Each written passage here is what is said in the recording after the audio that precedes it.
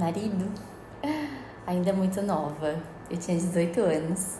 Acabado de fazer 18, eu fiz 18 em outubro. E dia 17 de novembro de 2002, nós nos conhecemos. E a partir de então, não nos desgrudamos mais. Eu descobri nele uma pessoa que... A pessoa que eu procurava, sabe? Que me tratava com tanto carinho, com tanto respeito. Alguém que não cobrava que eu fosse algo que eu não era. Mas eu percebi que ele tinha características, né, na personalidade que me faziam apaixonar, né? Um cara super atencioso, que me respeitava, um gentleman, sabe? Eu me apaixonei tão fácil pelo meu marido porque eu tinha saído de um relacionamento muito difícil e eu tava com a autoestima muito ferida. Eu já vinha de uma infância, de uma autoestima ferida, né? Onde eu me sentia muito carente. Só que eu não tinha noção, né? Então, quando eu conheci ele, eu vi uma pessoa que realmente me elogiava, falava coisas tão lindas, era tão carinhoso. Enfim, foi fácil se apaixonar por ele. E 2 anos e meio depois nós nos casamos, na época ele trabalhava no banco e nós casamos 5 meses após o casamento, já fomos morar em outra cidade. E então começamos a jornada, né, do casamento. Realmente, eu sempre falo, os casais deveriam fazer cursos para casar, viu? Porque o casamento não é todo esse conto de fadas, mas ele... O processo, né, do casamento, eu lembro que nós nos casamos, tive minha filha, tudo muito junto, né? E era nova, né? 20 anos para ser mãe. Não recomendo, não. Acho que a gente precisa amadurecer mais, né? No meu caso, não me sentia tão madura para a maternidade. E foi desafiador, mas consegui vencer, né? Vencemos. A minha autoestima, ela era uma autoestima que sangrava muito.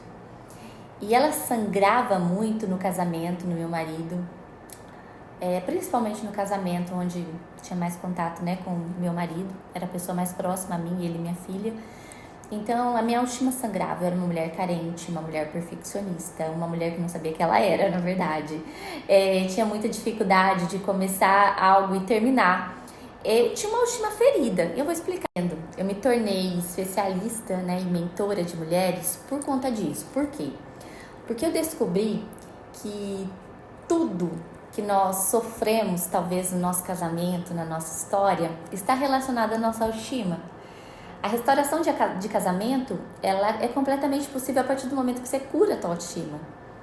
E na minha história não foi diferente. Como eu vinha alimentando uma autoestima ferida, e essas feridas na minha autoestima, a critério da carência, da rejeição que eu sofri no passado, da falta de identidade, da falta de autoimagem alinhada. Eu era uma mulher perfeccionista por conta da insegurança, então precisava transparecer uma perfeição para as pessoas me aprovarem, para as pessoas entenderem que eu era uma pessoa legal, bacana. Então, eu tinha por trás de tudo isso comportamentos tóxicos. Isso me fazia sangrar muito no casamento, no meu marido, né? Quando eu digo casamento, é no meu marido. Então, as minhas ações, elas eram um remédio para minha autoestima, para eu me sentir bem, né? Porque uma pessoa, ela se torna compulsiva? Eu sempre digo assim, todo excesso esconde uma falta.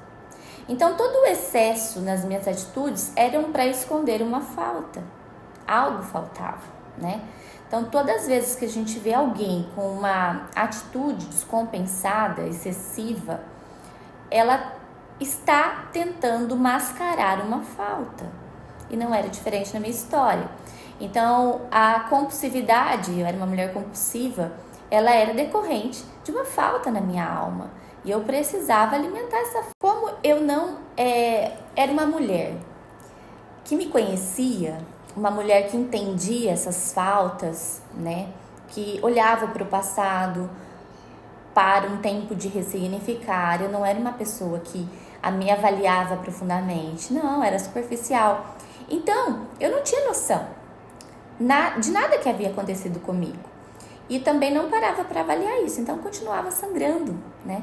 Então, os nossos comportamentos, muitas vezes, eles são nocivos, eles estão resplandecendo uma falta, algo que você está alimentando, né, com seus comportamentos. Enfim, então, as minhas dificuldades no casamento eram decorrentes das faltas e dos problemas que eu tive no passado em relação ao amor próprio, à autoestima, à rejeição, insegurança, carência, enfim. Além disso, eu nunca contei isso nos meus testemunhos, mas hoje eu vou testemunhar.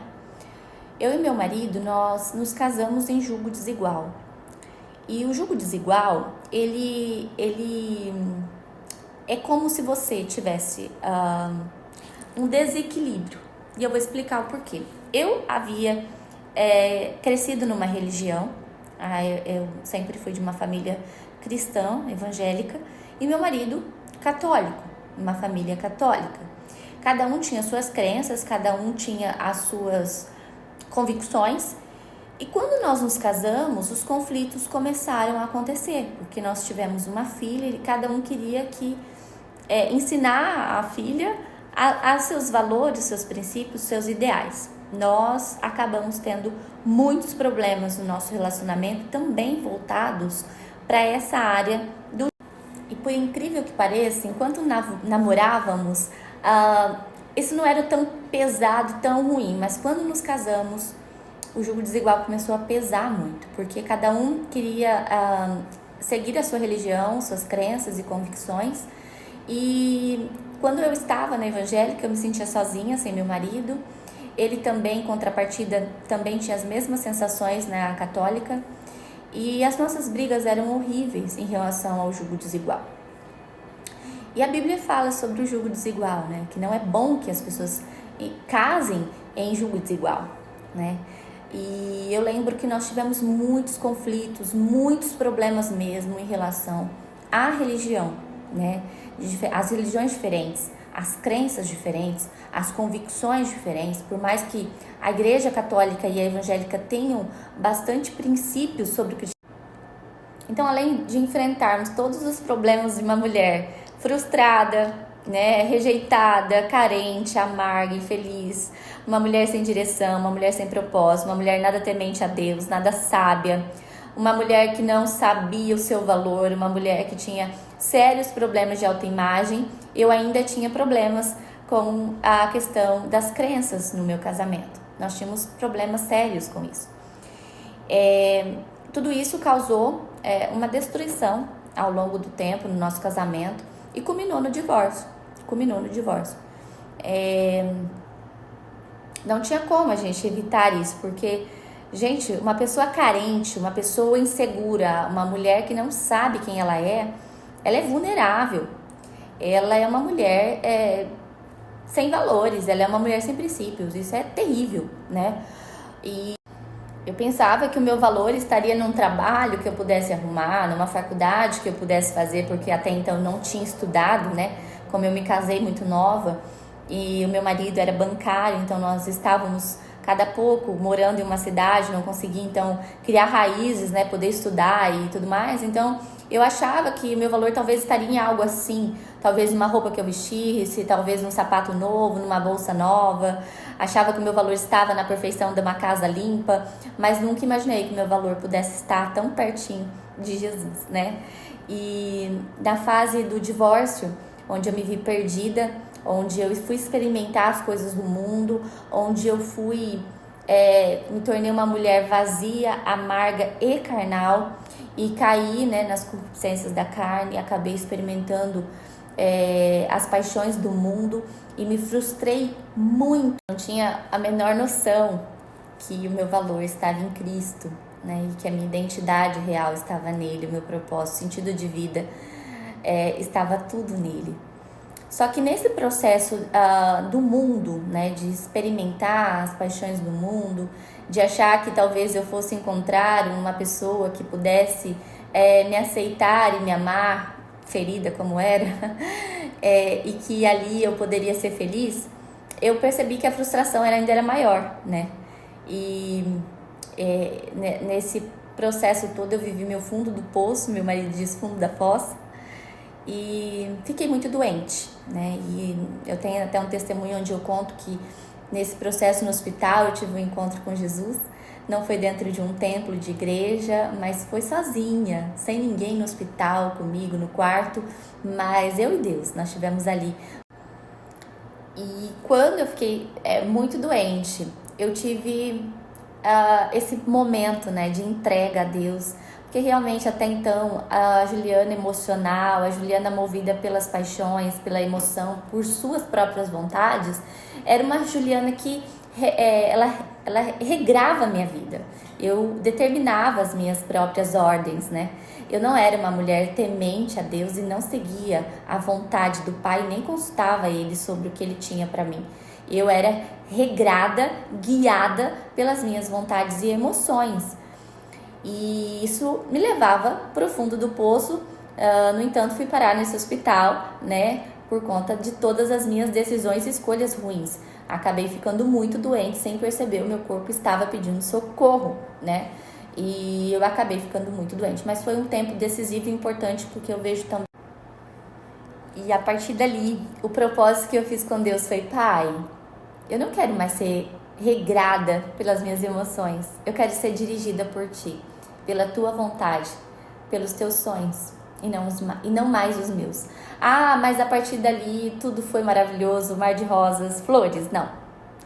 A partir daquele momento, a Juliana obediente começou a fluir e a aparecer mais nas minhas ações. Foi do dia para a noite a minha transformação? Não. A minha transformação foi um processo que durou anos.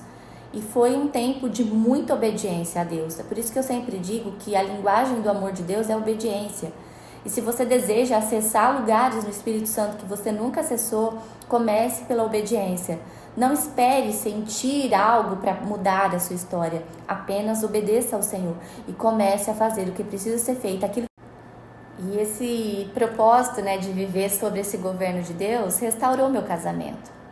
Porque a partir do momento que o meu marido começou a ver uma mulher diferente daquela Juliana emocional, ferida, frustrada, angustiada, fracassada, impulsiva, compulsiva, amarga e tantas outras coisas, a partir do momento que ele começou a ver uma mulher nova nascendo, ele começou a voltar a me dar credibilidade, porque, sinceramente, nem comigo mesma tinha credibilidade. Eu não acreditava em mim, quanto mais as pessoas próximas a mim, porque eu não tinha o menor crédito com as pessoas e nem comigo.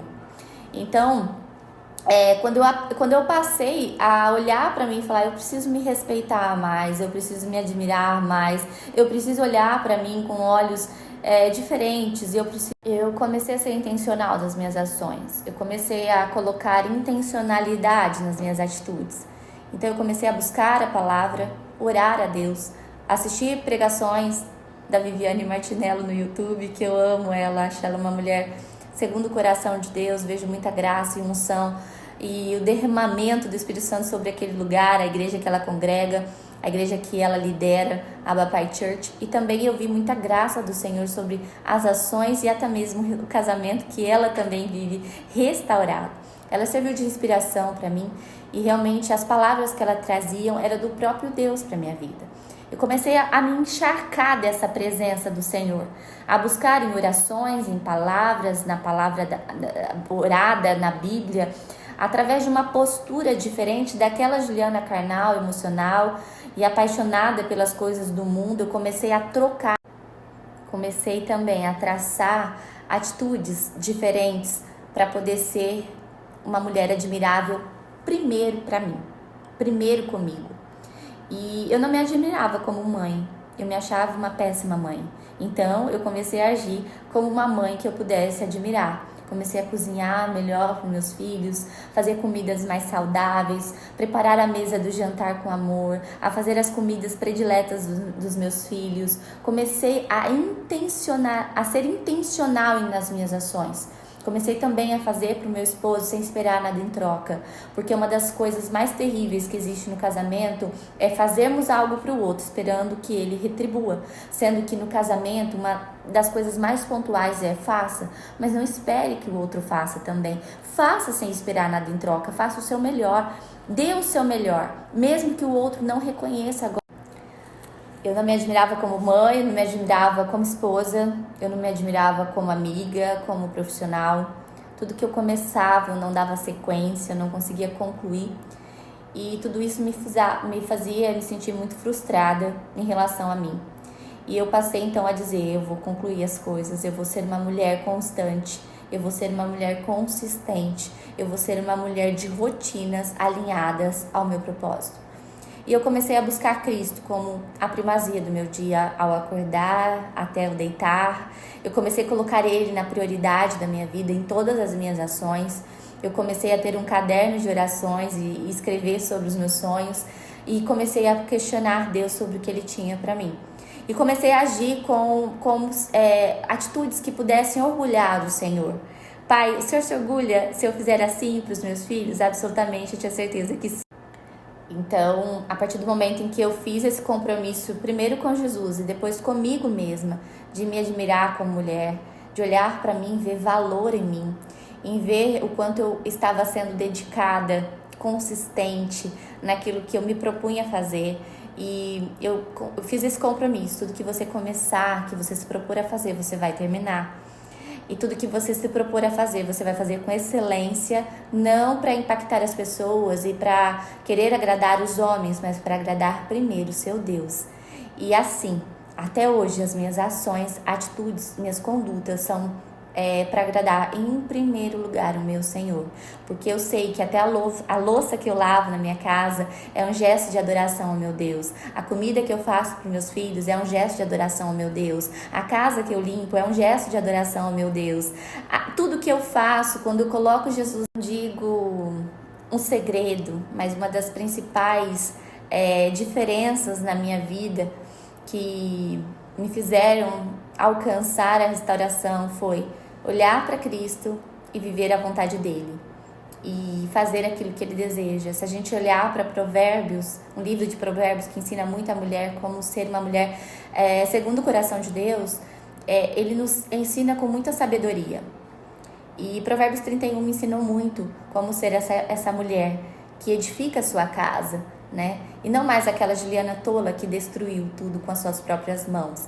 Mas eu aprendi a viver essa mulher de Provérbios 31 através da decisão de ser diferente. Não para querer impressionar as pessoas, é isso que eu digo.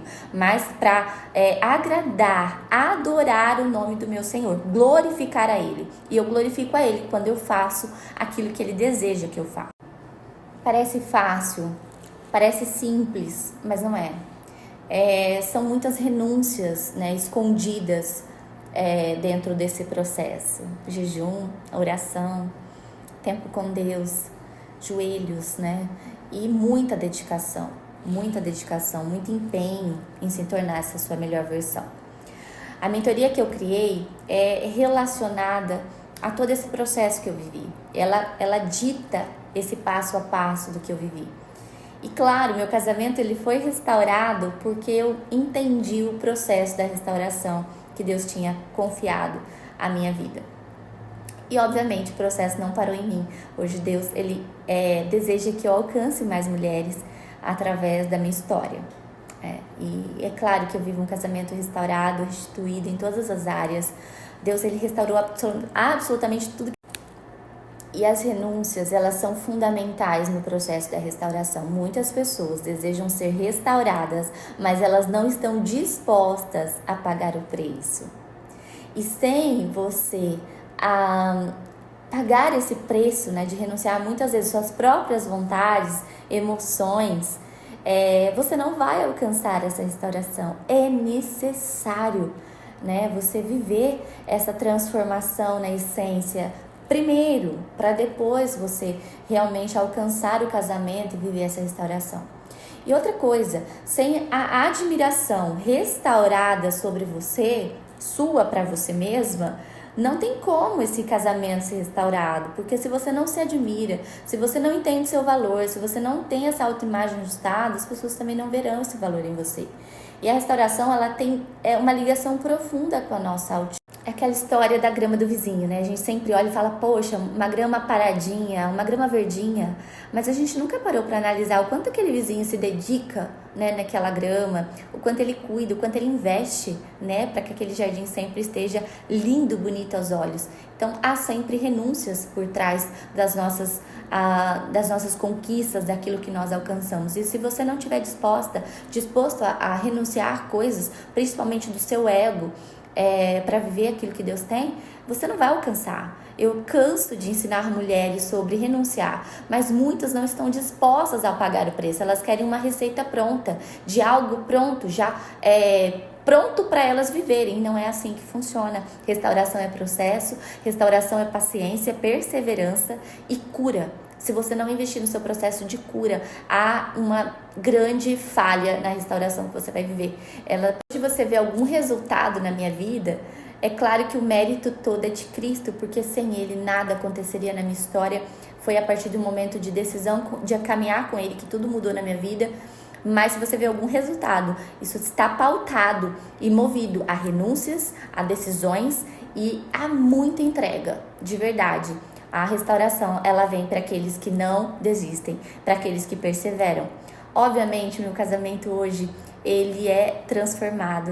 Eu e meu marido, hoje nós temos uma aliança, uma sintonia, nós temos uma visão de reino, nós temos as religiões alinhadas. Hoje nós somos, os dois seguem a mesma denominação, nós temos uma mesma crença, uma mesma visão. Deus alinhou tudo. Inclusive, no processo de restauração, algo curioso é que Deus não restaurou só meu casamento, Ele restaurou todos os relacionamentos A pergunta que eu quero fazer para você nesse vídeo é: você está disposta a perseverar? Você está disposta a viver o seu processo de cura na sua história, na sua autoestima, no se ressignificar o seu passado? Você precisa de alguém para te ajudar, para te dar essa direção. E a mentoria, claro, ela é paga porque há um trabalho por trás de profissionais, né? Eu me invisto nessa mentoria para que ela seja excelente para você. Além do espiritual, tem um trabalho profissional. E é claro que o meu tempo, tudo que eu vou dedicar a você tem um preço. Obviamente, aquilo que você vai receber na mentoria não tem valor que pague, mas ela é necessária para você viver o seu tempo de cura. Então é o melhor investimento que você pode fazer na sua vida, porque ele vai gerar em você a transformação que você precisa para viver sua restauração como mulher. Porque se Deus vai restaurar de fato seu casamento, Ele vai te pontuar. Eu sempre pego na mão das minhas alunas, e todas aquelas que estão dispostas a viver a restauração, elas vencem porque elas perseveram. Então, apesar do processo de cura ser importante, necessário, a perseverança vai precisar também ser uma grande amiga sua nessa jornada. Eu contei aqui um pouquinho para você do que Deus fez na minha vida. Minha história, ela é uma história realmente onde Jesus entrou e mudou tudo. Hoje eu me sinto curada, espiritualmente falando, na autoestima. Claro que existem lugares na minha alma que Deus acessa todos os dias e traz para mim aquilo que o Espírito Santo deseja fazer. Todos os dias eu peço para Ele fazer um pouco mais em mim, mas hoje eu sei o quanto Ele já acessou lugares tão escondidos na minha alma que lá atrás me fizeram sangrar no casamento. É isso que eu quero te ensinar nesse. É um prazer ter você aqui no canal. Queria te pedir para você curtir esse vídeo, compartilhar com mais pessoas. Eu sei quantas pessoas estão sofrendo hoje nos seus relacionamentos. A gente sabe o quanto o inimigo tem atacado as famílias, os casamentos. E essas coisas, a tendência de tudo isso é piorar. Então, se você puder compartilhar esse vídeo, que essa mensagem da restauração seja propagada a mais pessoas, a mais mulheres que estão sofrendo hoje. E com o meu conteúdo gratuito, elas já podem acessar o processo de transformação também. Tá? Eu entrego muito conteúdo aqui nas minhas redes sociais. Para quem não me segue ainda, é @juliana.caporalini. Em todas as minhas redes sociais vocês vão me encontrar nesse nome, nesse perfil, juliana.caporalini com I. E vai ser um prazer ter você por aqui acompanhando os vídeos e o meu trabalho. Um beijo no seu coração, fique com Deus e até o próximo vídeo.